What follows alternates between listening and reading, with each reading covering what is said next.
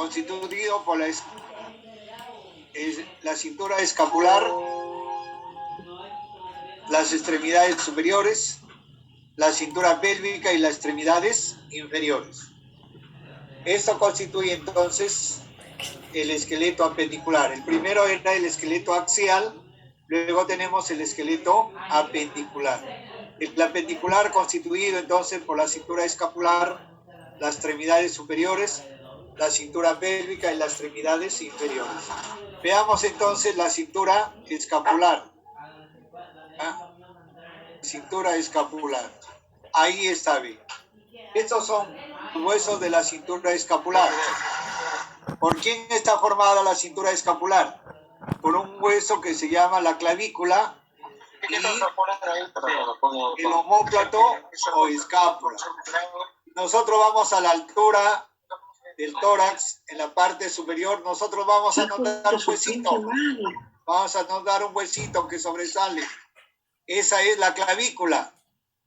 Y en la parte de atrás de nuestra espalda, hacia los costados, hueso plano que se llama omóplato o escápula.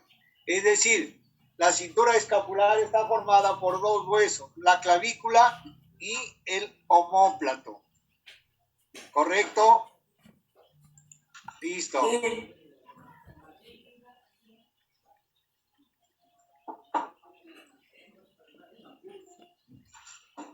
Aquí nosotros lo podemos ver. Los huesos miren, este huesito que es la clavícula y la escápula, omóplato, forma la cintura escapular. Luego tenemos las extremidades superiores, ¿ve? Que está dado aquí por el brazo, el antebrazo y mano, ¿ve? ¿Ya? Tres regiones: brazo, antebrazo y mano. En el brazo tenemos el único hueso que es el húmero, dos para cada lado. ¿Ya? Y aquí tenemos en el antebrazo el cúbito y el radio. El radio que está relacionado con el hueso pulgar y el cúbito con el meñique. Y los huesos de la mano. En los huesos de la mano podemos encontrar aquí regiones, ¿ya? Que es el carpo, el metacarpo y los dedos, ¿ya? Aquí está entonces. Llamadas telefónicas a cualquier hora. Ese es el carpo. Este es el metacarpiano y los dedos, ¿ya? Y los dedos, ¿ya? Son regiones. En los huesos de la mano, aquí ponemos en la región del carpo, ¿ya? Encontramos aquí, ve, al semilunar, al escafoides, al hueso grande, al trapecio y al trapezoide. Por acá está el hueso ganchoso, el pisiforme y el piramidal. ¿Cuántos huesos son? ¿Cuántos huesos son? Son 8 huesos, ve.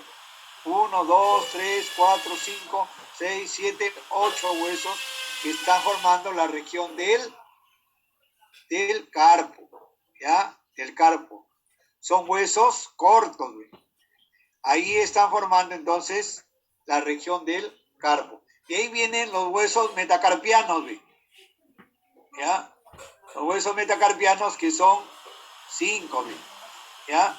Y la otra región que son los dedos que están formados aquí por las falanges.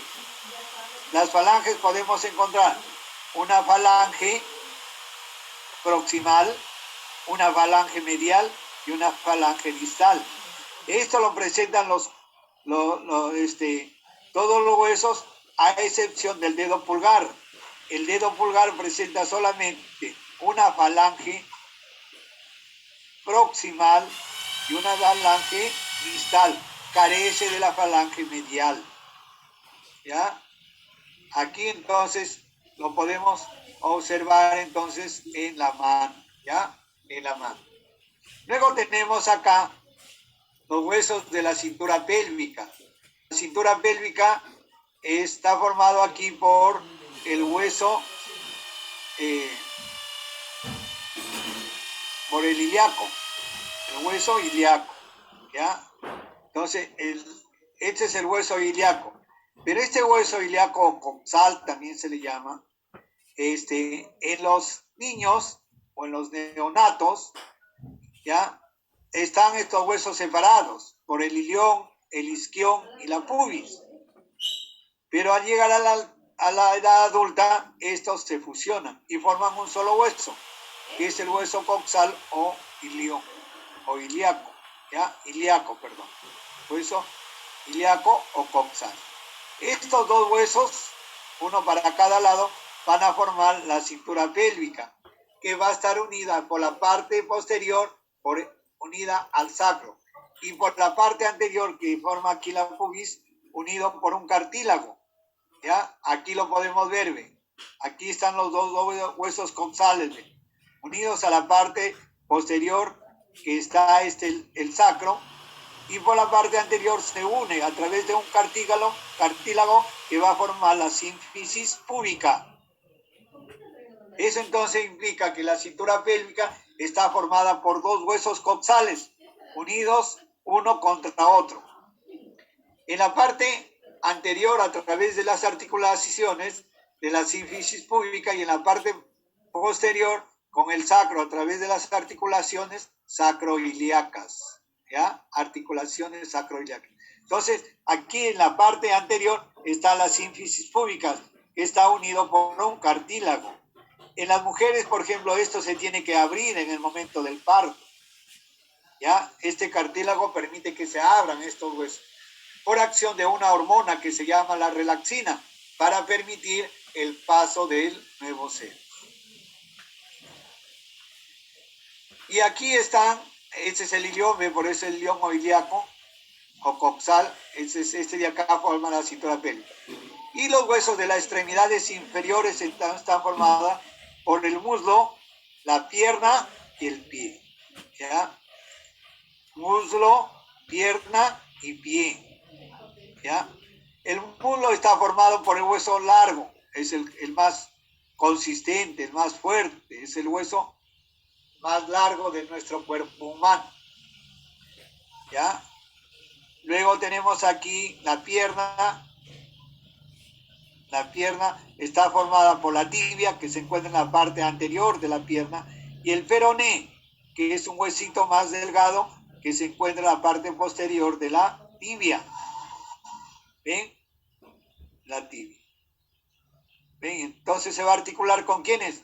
Con los huesos del tarso, específicamente por acá por un hueso que se llama calcáneo, y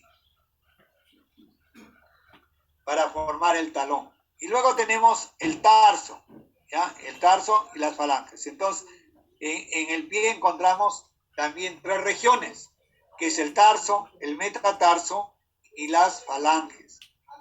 ¿Ya? Aquí está, ¿ven? Aquí está, ¿ven? Aquí está la región del tarso, ¿ven? Todo esto de acá es la región del tarso, lo que lo voy señalando, ¿ven? Este es el tarso, ¿ya?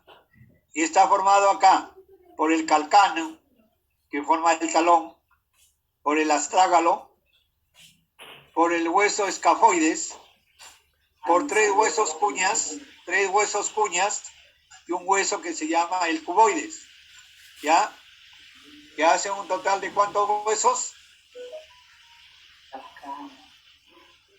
7 huesos, ¿ya? 7 huesos.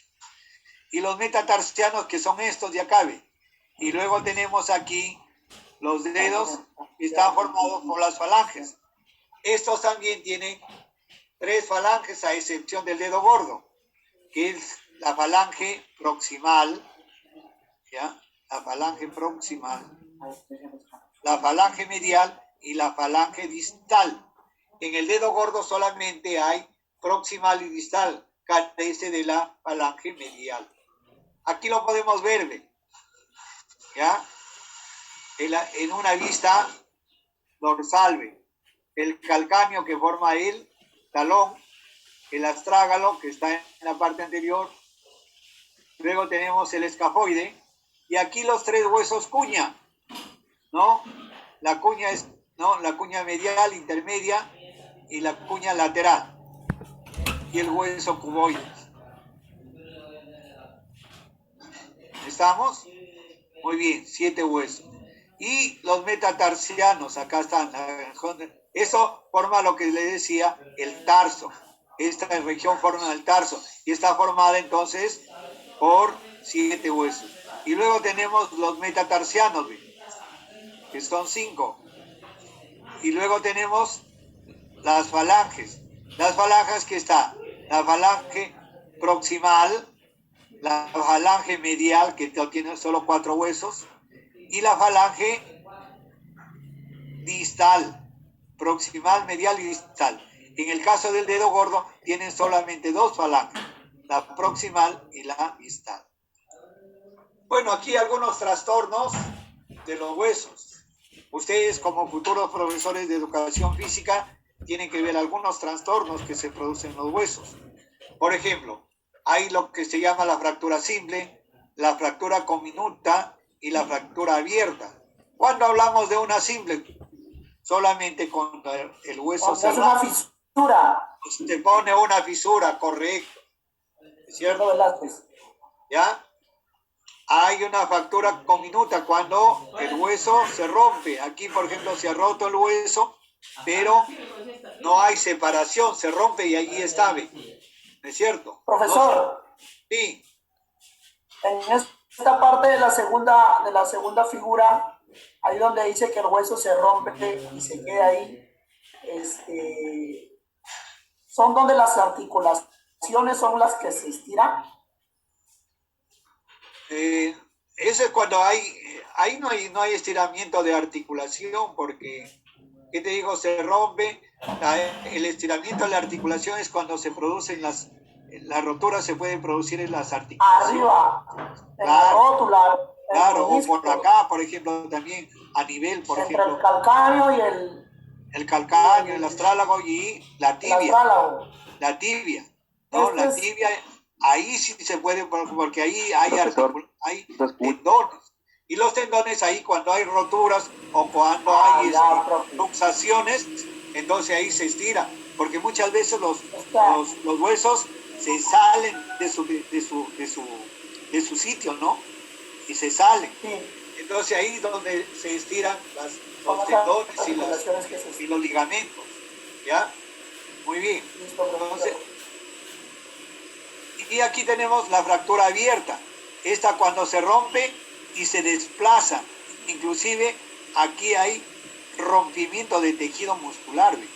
El hueso salió afuera. El hueso, profe, Claro, sale el hueso hacia afuera. ¿Ve? Hay un desplazamiento. ¿Se dan cuenta? Se trata de una fractura abierta. Seguramente ustedes esto lo van a tratar mejor cuando lleven ustedes primeros auxilios, ¿ya? Cuando lleven primeros auxilios. Y ahí a ustedes les puedan explicar todas estas cositas. ¿Correcto? Luego tenemos, estaba diciendo que la columna vertebral tiene la forma de una S estirada. Tiene sus curvaturas, ¿es cierto? Tiene 4 curvaturas. De manera que estas curvaturas en algunos aspectos o en algunos momentos pueden ser muy pronunciadas. Y entonces van a formar, por ejemplo, lo que se llama la escoliosis, la lordosis, ¿no?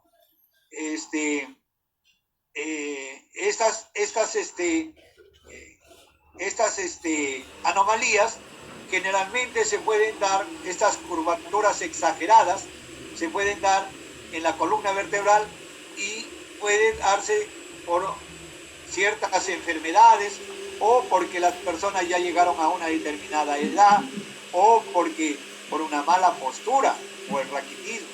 Por ejemplo, aquí encontramos, esta es una columna normal y esta es una columna anormal y aquí se ha producido lo que se llama la cifosis. ¿Ya? Profesor, disculpe, ¿y qué de cierto hay en el peso que llevamos nosotros en una mochila? Claro, eso, por ejemplo, los niños pueden producir anomalías, curvaturas anormales, por ejemplo, que el niño pueda tener no una cifosis, sino pueda tener una lordosis, o sea, que más adelante lo vamos a ver, una curvatura hacia el costado. Pero eso también puede ser, digamos, porque las extremidades muchas veces no tienen la misma longitud y eso puede ocasionar. Pero veamos aquí, la cifosis entonces es una exageración de la curva torácica de la columna vertebral. En la tuberculosis de esta última es factible el colapso parcial de los cuerpos vertebrales, lo cual provoca una curvatura angular aguda en la columna. Se observa en los ancianos, también puede deberse al raquitismo, que es una enfermedad por falta de ¿qué? Por falta de vitamina D y la mala postura. Por eso es que ustedes como profesores de educación física tienen que enseñar a sus niños a que puedan tomar las posturas adecuadas y no permitir que sus columnas vertebrales puedan tener este tipo de anomalías, de curvaturas anormales. Luego tenemos la lordosis, miren. Aquí, por ejemplo, se trata de una columna vertebral normal. Aquí se trata de ¿qué? Se trata de una columna vertebral con lordosis. Esta también se debe a una exageración de la curvatura lumbar, o sea, en la región lumbar, en la columna vertebral. Puede ocurrir por el aumento de peso del abdomen.